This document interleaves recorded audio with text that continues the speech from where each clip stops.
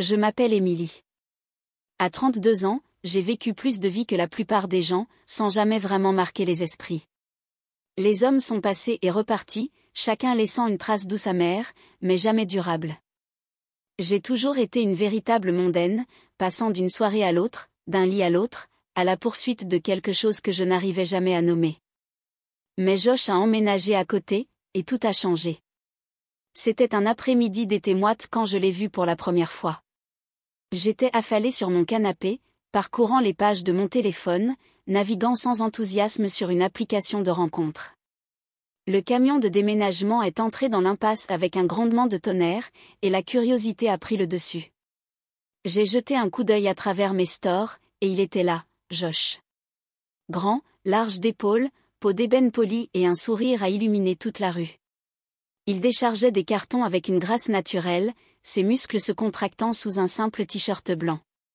Quelque chose s'est agité en moi, un frisson que je n'avais pas ressenti depuis des années.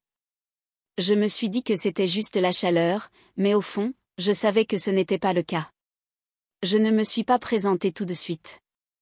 Je ne suis pas timide, mais quelque chose chez lui m'a fait hésiter. Peut-être était-ce sa façon de se tenir, comme s'il n'avait besoin de l'approbation de personne, ou peut-être était-ce l'écho de son rire lorsqu'il plaisantait avec les déménageurs, un son qui me faisait mal à la poitrine pour des raisons que je ne pouvais expliquer. Je l'ai observé pendant des jours, l'apercevant par moments tondre sa pelouse ou porter des courses. À chaque fois, ce frisson s'intensifiait, et je détestais l'impression que cela me procurait, vulnérable, exposée, comme une écolière amoureuse. Une semaine plus tard, mon monde a commencé à s'écrouler. Ma voiture est tombée en panne, me laissant coincée dans mon allée avec une batterie à plat et une pile de factures impayées. Mon travail de graphiste freelance me maintenait à peine à flot, et le stress me rongeait. J'avais toujours été douée pour sauver les apparences, arborant un sourire accrocheur en soirée, flirtant tout au long de ma vie, mais derrière les portes closes, je me noyais. C'est alors que Josh a frappé à ma porte. J'étais dans un état lamentable, les cheveux en chignon négligé, vêtu d'un t-shirt trop grand taché de café. J'ai ouvert la porte, prête à repousser la personne, mais il était là, du haut de son 1,80 m, une boîte à outils à la main. « J'ai entendu dire que tu avais des problèmes de voiture », a-t-il dit d'une voix grave et douce comme du miel sur du gravier. Je me suis dit que je pourrais t'aider. J'ai cligné des yeux, prise au dépourvu. « Comment le savais-tu » Il a souri et a fait un signe de tête vers ma voiture, le capot toujours ouvert après ma tentative ratée de réparation. J'ai remarqué qu'elle n'a pas bougé depuis quelques jours. Au fait, je suis Josh, ton voisin. Émilie, ai-je dit en lui serrant la main. Sa poigne était ferme, chaleureuse, et m'a fait un choc que j'ai essayé d'ignorer. Tu n'es pas obligé de. Déjà là, a-t-il interrompu en se dirigeant vers ma voiture. Voyons ce qui ne va pas. Je le suivis avec un mélange de gêne et de gratitude. Il travailla rapidement, vérifiant la batterie, resserrant les connexions, m'expliquant les choses sans me faire sentir stupide. 20 minutes plus tard, ma voiture redémarra. Je restais là, stupéfaite, tandis qu'il s'essuyait les mains avec un chiffon, son sourire innocent retrouvé. « Merci, dis-je d'une voix plus douce que je ne le voulais. Je ne sais pas ce que j'aurais fait. »« Quand tu veux, Émilie, dit-il, et sa façon de prononcer mon nom me fit trembler les genoux. « Si tu as besoin de quoi que ce soit, je suis juste à côté. » C'était le début. Josh était devenu ma bouée de sauvetage, même si je ne m'en rendais pas compte au début. Au cours des semaines suivantes, il était là chaque fois que j'avais besoin d'aide, pour réparer un robinet qui fuyait, porter de lourdes courses, et même m'apporter de la soupe quand j'attrapais un rhume. Il ne demandait jamais rien en retour, mais je me suis retrouvée à vouloir être près de lui. Je trouvais des excuses pour frapper à sa porte, lui apportant des biscuits que j'avais préparés ou lui demandant conseil sur des choses que j'aurais pu résoudre seule. À chaque fois, il m'accueillait avec ce sourire, et on finissait par discuter pendant des heures sous son porche ou chez moi, la conversation coulant comme si on se connaissait depuis toujours. Josh était différent des hommes que j'avais connus. J'avais passé des années à courir après des types qui n'avaient que du charme, des beaux parleurs avec des voitures de luxe ou de grandes promesses qu'ils ne tenaient jamais. Il m'invitait à dîner, m'emmenait au lit, puis disparaissait avant le lever du soleil. J'y étais habituée, je m'y attendais même. Mais Josh n'était pas comme ça. Il était authentique. Il écoutait quand je parlais vraiment, ses yeux noirs rivaient sur les miens comme si j'étais la seule personne au monde. Il n'essayait pas de m'impressionner par de grands gestes. Il était juste présent, posé, et gentil, d'une manière qui me donnait l'impression d'être vu. Un soir, après une journée qui m'avait rongé et recraché, je me suis retrouvée devant l'appartement de Josh, une bouteille de vin bon marché serrée dans une main, submergée par une tempête d'émotions. Je venais de perdre le plus gros client que j'ai jamais décroché, des mois de travail envolés en un seul coup de fil, et le poids des factures impayées, des emails sans réponse, et de la pression croissante menaçait de m'écraser. Je ne pouvais pas rentrer chez moi. Je ne supportais pas le silence de mon appartement, l'écho de mes propres pensées criant plus fort que n'importe quel bruit. Et d'une manière ou d'une autre, sans même y penser, mes pas avaient mené jusqu'à sa porte-poing quand il l'ouvrit, il ne dit rien. Il me regarda un instant, vraiment, comme s'il voyait tout mon désordre derrière mon sourire tremblant et mes yeux vitreux. Puis il s'écarta et me laissa entrer. Il ne posa aucune question. Il versa simplement le vin dans des chopes dépareillées et me rejoignit sur le canapé, comme si c'était la chose la plus naturelle du monde. Je ne me souviens même plus comment j'ai commencé à parler. Une minute, je sirotais du vin, et l'instant d'après, le barrage a cédé. Je lui ai tout raconté, combien j'étais épuisée à toujours faire semblant d'aller bien, ma peur de l'échec, combien chaque jour j'avais l'impression d'essayer d'échapper à un raz-de-marée qui, je le savais, finirait par m'engloutir. Je lui ai parlé des nuits où je n'arrivais pas à dormir, et des matins où je n'avais pas envie de me lever, des choses que je ne m'étais même pas dites à voix haute. Il ne m'a pas interrompu.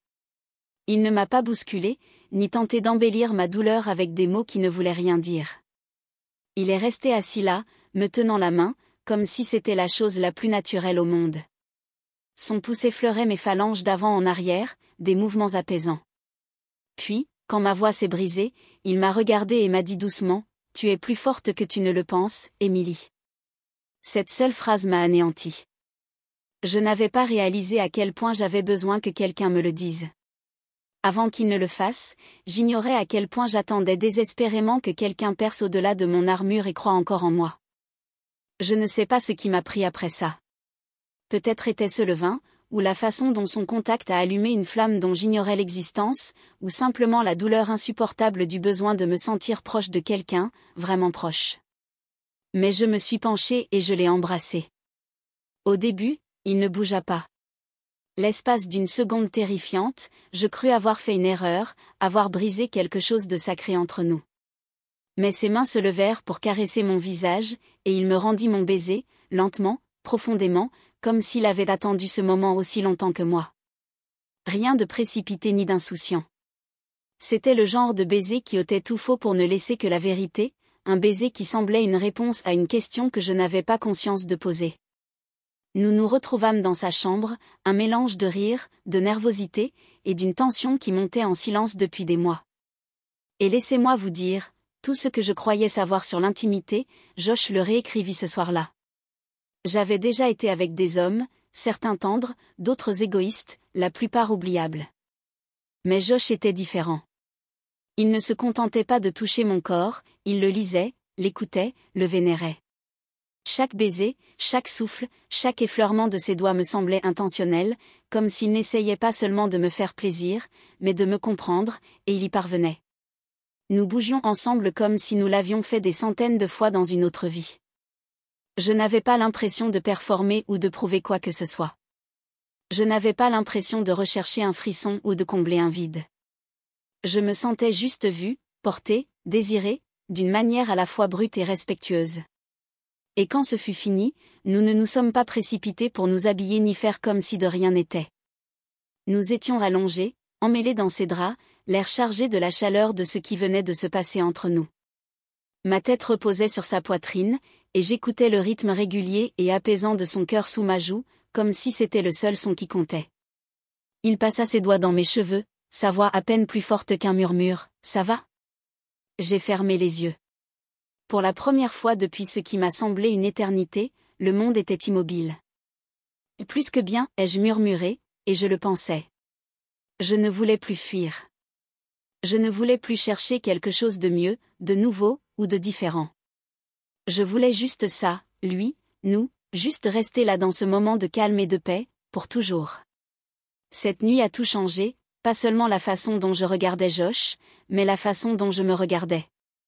La vie, à partir de cet instant, nous n'étions plus seulement des amis en orbite l'un autour de l'autre, nous étions quelque chose de plus, quelque chose de magnétique. Nous sommes devenus inséparables, comme deux personnes ayant enfin trouvé le rythme que leur cœur recherchait. Nos journées étaient jalonnées de moments qui semblaient être des morceaux de paradis volés, des petits déjeuners pris en tailleur par terre, des après-midi tranquilles blottis dans des couvertures à regarder de vieux films, des courses qui se transformaient en aventures pleines de rire. Nous nous racontions des histoires, nos rêves d'enfance, nos peurs cachées, ces bêtises qui n'avaient d'importance pour personne d'autre, mais qui prenaient soudain de l'importance en sa présence. Chaque contact, chaque regard, chaque plaisanterie intime devenait un fil invisible qui nous unissait plus étroitement. Mais ce sont les nuits qui m'ont véritablement détruite. Dans l'obscurité, quand le monde extérieur s'apaisait, nous nous perdions l'un dans l'autre, nos corps parlaient un langage qui n'avait pas besoin de traduction, lent, profond, électrique. Il y avait quelque chose de presque sacré dans sa façon de me toucher, comme s'il ne cherchait pas seulement ma peau, mais quelque chose en dessous. Il m'embrassait comme si j'étais faite de poésie, m'aimait comme si j'étais quelque chose de rare, de précieux, et digne de tendresse. Il ne me satisfaisait pas seulement physiquement, même s'il le faisait de toutes les manières possibles. Il touchait des parties de moi dont j'ignorais même l'existence, des parties qui aspiraient à être vues, tenues, comprises. Avec Josh, je n'étais ni une aventure, ni une erreur, ni un regret. Je n'étais pas une étape sur la route vers quelque chose de meilleur. J'étais Émilie, son Émilie, et cela signifiait plus que je ne l'aurais jamais imaginé. Les semaines se sont transformées en mois, le temps passé avec lui me semblait un merveilleux flou. Mais soudain, quelque chose a changé. J'ai commencé à remarquer de petites choses subtiles au début, comme une fatigue constante dont je ne parvenais pas à me débarrasser. Mes matins commençaient par des nausées au lieu de café. Mon corps était différent, comme s'il ne m'appartenait plus complètement. Mes vêtements me serraient davantage à la taille, et mon appétit inexistant est passé à un appétit vorace sans prévenir. Pourtant, j'ai mis ça sur le compte du stress, peut-être du burn-out. La vie avait toujours trouvé de nouveaux moyens de m'épuiser. Mais un jour, mes règles ont manqué, puis un autre, et soudain, impossible de l'ignorer. Je me souviens d'être debout dans le rayon pharmacie, les yeux rivés sur le mur de tests de grossesse, comme s'ils étaient décrits dans une langue que je ne comprenais pas. J'ai choisi le plus cher, comme si l'argent pouvait acheter la certitude. Mes mains tremblaient tandis que j'attendais, arpentant la petite salle de bain comme un animal en cage. Et puis, 2 lignes roses, audacieuses, certaines, indéniables. J'étais enceinte. Le bébé de Josh grandissait en moi. À cet instant, le temps sembla s'arrêter. Assise au bord de la baignoire, je fixais le résultat, hésitant entre rire, pleurer, ou crier. Mon cœur battait la chamade, ma gorge se serrait d'émotion. Je n'avais pas prévu cela. Je ne m'étais même pas autorisée à envisager cette possibilité. J'essayais encore de réparer le chaos de ma vie, de réparer les trous dans mon cœur. Comment donner naissance à une autre vie alors que la mienne semblait si inachevée, et pourtant, en fermant les yeux, j'ai vu quelque chose qui m'a surprise, un petit enfant minuscule, innocent, rayonnant, avec les yeux marrons chaleureux de Josh, et peut-être mon rire. Un enfant qui regardait le monde avec émerveillement, et d'une manière ou d'une autre, j'ai senti mon cœur se gonfler. Je ne le lui ai pas dit tout de suite. J'avais besoin de temps, du temps pour accepter l'idée que ma vie allait changer à jamais. Je ne m'étais jamais imaginée mère, mais plus je la supportais, plus la peur cédait la place à autre chose, espoir, amour, un désir silencieux de tenir ce qui nous appartenait, de créer un avenir qui ne se résume pas à la survie. Et pourtant, j'étais terrifiée. Et si Josh ne voulait pas de ça? Et s'il s'éloignait, disant que c'était trop tôt, trop? Et si cela brisait la belle chose que nous avions construite? Quand je le lui ai enfin annoncé, le ciel était teinté d'orange et de rose, l'air chaud du parfum du jasmin en fleurs. Nous étions assis sur sa balancelle, côte à côte, le bois craquant doucement sous nos pieds. J'avais du mal à le regarder dans les yeux. Ma voix tremblait, mes mots sortaient maladroitement, mi-excuse, mi-aveu. « Je suis enceinte, murmurai-je. Il y eut un long silence. Mon cœur battait si fort que je crus qu'il l'entendrait résonner dans le silence. Il resta silencieux au début, son visage était indéchiffrable, et je me préparais à la déception, à la panique, au rejet. Mais au lieu de cela, il a pris ma main, entrelaçant nos doigts, et m'a doucement attiré contre lui. Ses bras m'ont entouré, me soutenant, comme pour me dire « Tu es en sécurité ici. » « On est tous dans le même bateau », a-t-il dit d'une voix ferme, emplie d'une tranquille certitude. « Toi et moi, Émilie, et ce bébé. » Et d'un seul coup, la peur n'a pas disparu, mais elle s'est atténuée. Je ne savais toujours pas ce que l'avenir me réservait, mais à cet instant, j'ai su que je ne l'affronterais pas seule. Des larmes coulaient sur mon visage, submergées par le soulagement et l'amour. Josh n'était plus seulement mon voisin, il était mon partenaire, mon roc, l'homme qui m'avait vu au plus mal, et qui pourtant m'avait choisi. Nous avons discuté pendant des heures ce soir-là, planifiant, rêvant, riant du chaos qu'un bébé apporterait. Pour la première fois de ma vie, je n'avais plus peur de l'avenir. Avec Josh à mes côtés, j'avais l'impression de pouvoir tout gérer. À mesure que mon ventre grossissait, la profondeur de notre amour grandissait. Ce n'était plus seulement de la passion ou de l'excitation, c'était quelque chose de plus profond, de sacré. Josh n'a manqué aucun battement de cœur de ce voyage. Il était présent à tous les rendez-vous médicaux, sa grande main autour de la mienne, ses yeux brillants d'émerveillement chaque fois que nous entendions le rythme cardiaque de notre bébé palpiter sur le moniteur. Il était mon roc pendant les nausées, mon comique quand j'avais besoin de rire, et mon épaule quand les larmes coulaient, souvent pour des raisons que même moi je ne pouvais expliquer. Il cédait à toutes mes envies, aussi ridicules ou inconfortables soient-elles. Un jour, à minuit, j'ai pleuré parce que je voulais des tranches de mangue avec du piment en poudre et du citron vert, et il a traversé la ville pour en trouver. Quand mes chevilles enflaient et que mon dos me faisait mal, il me massait doucement les pieds, murmurant que j'étais belle, même si je me sentais plus comme un ballon gonflé que comme une femme. Ses mains ne reculaient jamais devant mes vergetures ni mon ventre ballonné. Au lieu de cela, son contact devint plus tendre, plus respectueux. Nos nuits ensemble étaient toujours aussi magnétiques, même si mon corps changeait. Il me touchait comme une œuvre d'art, comme si chaque courbe, chaque cicatrice, chaque changement était un miracle. Je ne me suis jamais sentie inférieure à ses yeux. J'étais une déesse, puissante, rayonnante, vivante. Bien sûr, les gens commencèrent à parler.